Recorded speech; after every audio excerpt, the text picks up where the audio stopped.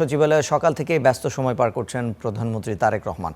বিস্তারিত জানবো, সচিবালয় থেকে আমাদের সঙ্গে যুক্ত হচ্ছেন সহকর্মী মাহাদি হাসান। মাহাদি, আজ প্রধানমন্ত্রীর কি কর্মসূচি রয়েছে, আপনার কাছে কি তথ্য আছে জানাবেন। ধন্যবাদ রিশান। আমি শুরুতেই আজকের এখন যে প্রোগ্রামে আছি সেই প্রোগ্রামের বিষয়ে যদি একটু বলি। মৎস্য প্রাণী সম্পদ মন্ত্রণালয়ের একটি প্রোগ্রাম। মৎস্য প্রাণী সম্পদ উন্নয়নে আসলে সরকারের যে অগ্রগতিগুলো হয়েছে সেগুলো ধরে একটি প্রোগ্রাম করা হয়েছে। যেই প্রোগ্রামে মৎস্য প্রাণী সম্পদ মন্ত্রী একাধারে তিনি খাদ্য এবং কৃষিমন্ত্রীও আমিনুর রশিদ তিনি কিছুক্ষণের মধ্যে বক্তব্য রাখবেন। আমরা সেই বক্তব্য নিশ্চয়ই শুরু হলে সরাসরি আপনাদের জানিয়ে দেব।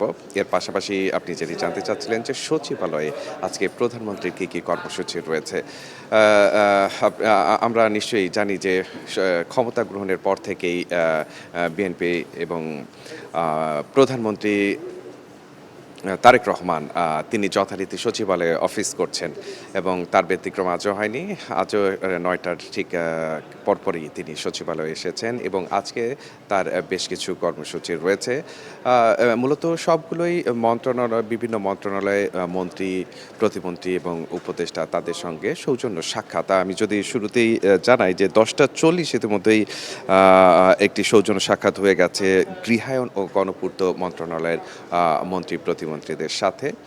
আর এর বাইরে সকাল 11টায় আরেকটি সৌজন্য সাক্ষাৎ ছিল মুক্তিযুদ্ধ বিষয়ক মন্ত্রীর সঙ্গে।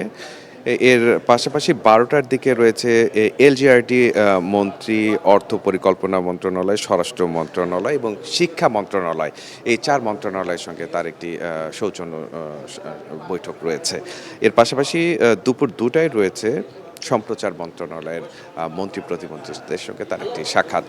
মূলত এসব মন্ত্রণালয়ের যে কর্মপরিকল্পনা, বিশেষ করে বিএনপি 180 দিনের যে কর্মপরিকল্পনা করেছে, এই 180 দিনে উল্লেখযোগ্য অগ্রগতি দেখাতে চায় বিএনপি সরকার। তো সে জায়গা থেকে প্রত্যেকটি মন্ত্রণালয় ধরে তিনি আলাদা বসছেন, যেটি আমরা প্রত্যেক দিনই দেখছি এবং তাদের মন্ত্রণালয়ের পরিকল্পনাগুলো তিনি শুনছেন এবং তার জায়গা থেকে তিনি বিভিন্ন প্রকার দিক নির্দেশনা দিচ্ছেন সেই মন্ত্রণালয়ে। বুঝতে পারছি মাহাদি, আপনাকে ধন্যবাদ। পরবর্তীতে যুক্ত হয়ে আপনার কাছ থেকে আরো তথ্য আমরা জানার চেষ্টা করব।